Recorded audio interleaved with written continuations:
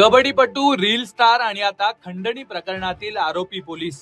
Pune police दलातील सोनाली हिंगे यांच्या भोवतीचं हे वादळ नेमकं आहे तरी काय, या व्हिडिओमधून समजून घेऊयात. पुणे शहर पोलीस दलातील दामिनी पथक, महिलांच्या सुरक्षेसाठी ओळखलं जाणारं विशेष पथक आणि या पथकातीलच एक चेहरा सोनाली हिंगे. सोनाली आज चर्चेत आहेत, पण त्याला कारण वेगळंच आहे. त्यांच्यावर गुन्हा दाखल झालाय आणि तोही खंडणीचा. सोनाली हिंगे सोशल मीडियावर रील स्टार म्हणूनही प्रसिद्ध आहेत.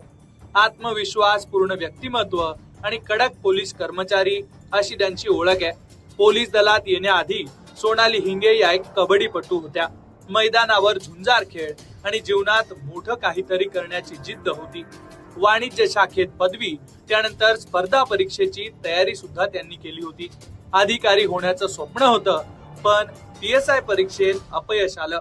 मात्र तरीही हार न मानता खाकी वर्दीचं स्वप्न पूर्ण करण्यासाठी त्यांनी पोलीस भरती गाठली आणि पुणे पोलीस दलात दाखल झाल्या. मागील 12 वर्षांपासून सेवा, कोंढवा वाहतूक विभाग, शिवाजीनगर पोलीस ठाणे आणि सध्या दामिनी मार्शल म्हणून त्यांच्यावर मोठी जबाबदारी आहे. मात्र आता त्याच सोनाली हिंगे यांच्यावर गंभीर आरोप आहेत.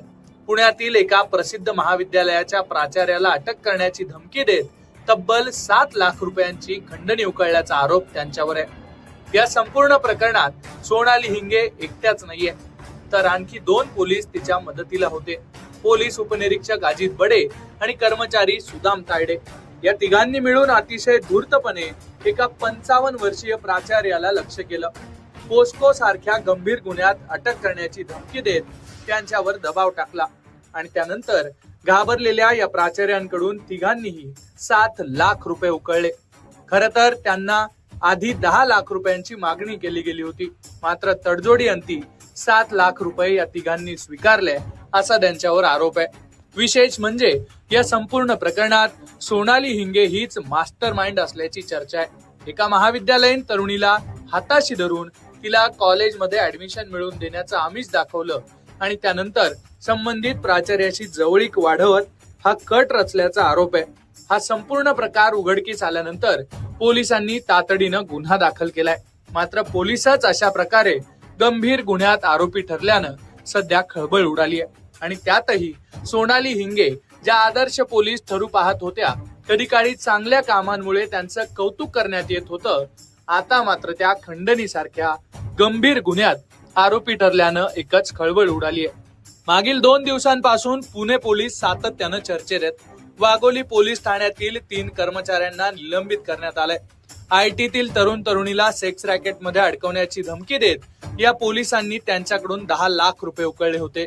हा प्रकार उघडकीस आल्यानंतर त्यांच्यावर निलंबनाची कारवाई करण्यात आली.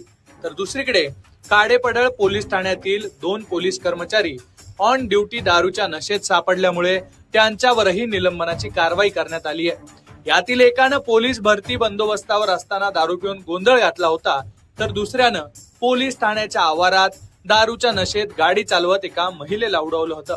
त्यामुळे त्यांच्यावर निलंबनाची कारवाई करण्यात आली आहे.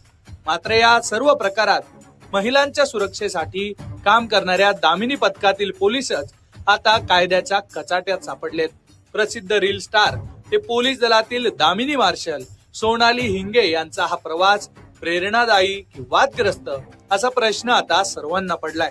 पोलिसांनी गुन्हा तर दाखल केलाय, मात्र या प्रकरणाचा पुढचा तपास काय वळण घेणार हे पाहणं महत्वाचं असणार आहे.